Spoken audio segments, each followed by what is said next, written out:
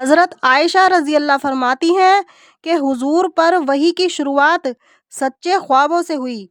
جو خواب آپ دیکھتے وہ صبح کی روشنی کی طرح اسی جیسا پورا ہوتا ہے۔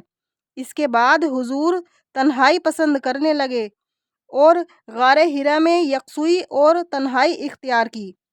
تہنس میں مشغول ہو گئے، یعنی کچھ رات عبادت میں لگے رہتے اور اس بیچ مکان پر نہ جاتے۔ تہنس کی مدت کا کھانا اپنے ساتھ لے جاتے تھے۔ جب کھانا ختم ہو جاتا تھا تو پھر حضرت خدیجہ کے پاس تشریف لا کر دوبارہ اتنے ہی دنوں کا کھانا لے جاتے تھے، یہاں تک کہ آپ غار ہرا میں ہی ٹھہرے ہوئے تھے کہ وحی نازل ہوئی۔ فرشتے نے آ کر کہا، پڑھیے۔ آپ نے فرمایا کہ میں پڑھا ہوا نہیں ہوں۔ حضور صلی اللہ علیہ وسلم فرماتے ہیں کہ فرشتے نے یہ سن کر مجھے دبوچ لیا، جس سے مجھے بہت زیادہ تکلیف ہوئی، پھر چھوڑ کر کہا، پڑھیے۔ میں نے کہا، میں پڑھا ہوا نہیں ہوں۔ اس نے دوبارہ پکڑ کر پھر دبوچا اور مجھے بہت زیادہ تکلیف ہوئی، پھر چھوڑ کر کہا، پڑھیے۔ میں نے کہا، میں پڑھا ہوا نہیں ہوں۔ اس نے تیسری بار پکڑ کر دبایا اور کہا، آپ نے اس پروردگار کے نام سے پڑھیے جو پوری دنیا کا پیدا کرنے والا ہے، جس نے انسان کو جمے ہوئے خون سے پیدا کیا، پڑھیے۔ اور آپ کا پروردگار ایسا بڑا کریم ہے جس نے قلم سے تعلیم دی۔ اس کے بعد حضور صلی اللہ علیہ وسلم حضرت خدیجہ رضی اللہ کے پاس تشریف لائے۔ آپ کا دل دھڑک رہا تھا۔ فوراً آپ نے فرمایا، مجھے چادر اڑھاؤ، مجھے چادر اڑھاؤ۔ لوگوں نے آپ کو چادر اڑھائی۔ جب آپ کی گھبراہٹ جاتی رہی تو حضرت خدیجہ رضی اللہ سے تمام واقعہ بیان فرمایا اور کہا، مجھے اپنی جان کا خطرہ ہے۔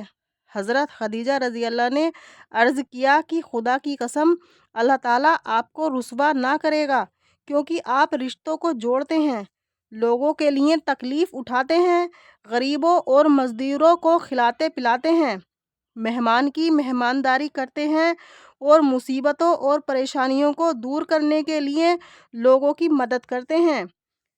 اس کے بعد حضرت خدیجہ رضی اللہ آپ کو اپنے چچا زاد بھائی ورقہ بن نوفل بن اسد بن عبد العزیٰ کے پاس لے گئیں۔ ورقہ جاہلیت کے زمانے میں عیسائی ہو گئے تھے، عبرانی خط لکھنا جانتے تھے اور جتنا اللہ چاہتا تھا اتنی انجیل لکھ لیا کرتے تھے، مگر بوڑھے آدمی تھے اور اندھے ہو گئے تھے۔ حضرت خدیجہ رضی اللہ نے جا کر کہا، اے میرے چچیرے بھائی، اپنے بھتیجے کی بات تو سنو۔ ورقہ نے آپ سے پوچھا، بھتیجے کیا بات ہے؟ آپ نے جو کچھ دیکھا تھا بیان فرمایا۔ ورقہ نے کہا، یہی وہ ناموس جبرائیل فرشتہ ہے جو موسیٰ علیہ السلام پر نازل ہوا تھا۔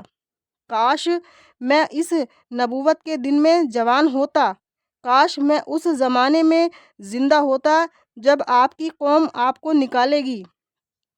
حضور صلی اللہ علیہ وسلم نے فرمایا کہ وہ مجھے نکالیں گے؟ ورقہ نے عرض کیا، جی ہاں، اب تک جو تمہاری طرح دین و کتاب وغیرہ لے کر آئے سب کے ساتھ دشمنی کی گئی۔ اگر میں آپ کی نبوت کے زمانے میں موجود ہوا تو آپ کی بہت زیادہ مدد کروں گا۔ اس کے بعد ورقہ زیادہ زندہ نہ رہے بلکہ ان کا انتقال ہو گیا اور وہی کچھ دنوں کے لیے رک گئی۔ جابر بن عبداللہ رضی اللہ فرماتے ہیں کہ حضور ہم سے ایک بار کچھ حدیث بیان فرما رہے تھے۔ بات چیت کے دوران فرمایا، میں راستے میں جا رہا تھا، اچانک آسمان سے ایک آواز سنائی دی۔ میں نے جو منہ اٹھا کر اوپر دیکھا تو وہی فرشتہ جو غار ہرا میں میرے پاس آیا تھا ایک کرسی پر بیٹھا تھا۔ کرسی آسمان و زمین کے بیچ میں تھی۔ مجھ پر اس کا رعب چھا گیا اور میں نے کہا، مجھے چادر اڑھا دو، مجھے چادر اڑھا دو۔ پھر اس کے بعد وحی زیادہ سے زیادہ اور بار بار آنے لگیں۔ حضرت ابن عباس رضی اللہ سے آیت لا تحرک بہ کے بارے میں روایت ہے کہ حضور صلی اللہ علیہ وسلم وحی کے نازل ہونے کی تکلیف برداشت کرتے تھے اور آپ کے لبوں کے ہلانے سے وہ وحی کے نازل ہونے کی حالت ظاہر ہوتی تھی۔ اس کے بعد ابن عباس رضی اللہ نے کہا کہ جس طرح رسول کریم صلی اللہ علیہ وسلم ہونٹ ہلایا کرتے تھے ویسے ہی ہلا کر دکھاؤں؟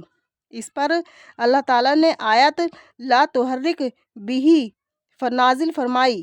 آیت کا مطلب یہ ہے کہ آپ اپنی زبان کو اس لیے حرکت نہ دیجیے کہ آپ قرآن کو جلدی جلدی یاد کر لیں۔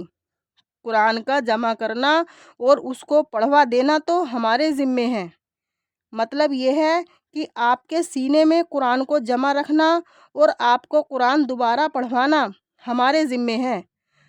ہم جب قرآن کو پڑھ چکیں تو آپ اس کی پیروی کیجیے، یعنی آپ اس کو کان لگا کر سنتے رہے۔ ہم پر اس کا واضح کرنا ضروری ہے کہ آپ اس کو پڑھ لیں۔ ابن عباس رضی اللہ کہتے ہیں کہ اس کے بعد جبرائیل علیہ السلام ان حضرت کی خدمت میں آتے تو ان کے قول کو کان لگا کر سنتے تھے، اور جبرائیل علیہ السلام کی واپسی کے بعد حضور صلی اللہ علیہ وسلم ویسے ہی پڑھ دیا کرتے تھے جس طرح جبرائیل علیہ السلام پڑھ کر جاتے تھے۔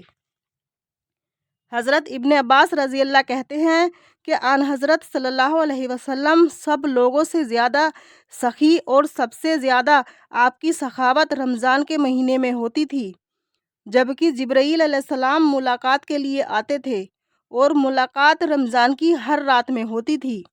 جبرائیل علیہ السلام قرآن شریف کو آپ کے سامنے دہراتے تھے